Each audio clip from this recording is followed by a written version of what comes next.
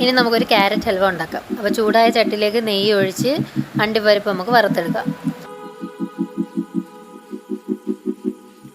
ഈ ഒരു കളർ ആകുമ്പോഴത്തേക്ക് നമുക്കത് കോരി ഒരു പാത്രത്തിലേക്ക് മാറ്റാം.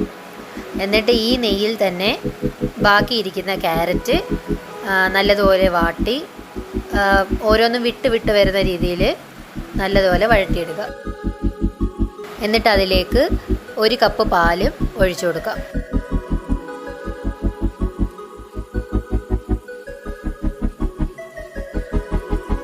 നല്ലതുപോലെ ഇളക്കി നമുക്ക് ഒരടപ്പ് വെച്ച് മൂടി വേവിച്ചെടുക്കാം. ഒന്ന് തിള വരുമ്പോഴത്തേക്ക് ഒരു നുള്ളു ഉപ്പും ഇട്ട് ഇളക്കി ഒന്നുകൂടി അടച്ചു വെക്കാം.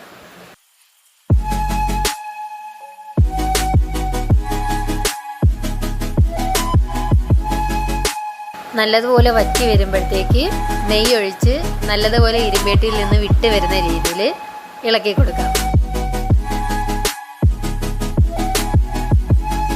അതിലേക്ക് വറുത്ത് വെച്ചിരിക്കുന്ന അണ്ടിപ്പരിപ്പ് കൂടെ നമുക്ക് ഇട്ട് കൊടുക്കാം.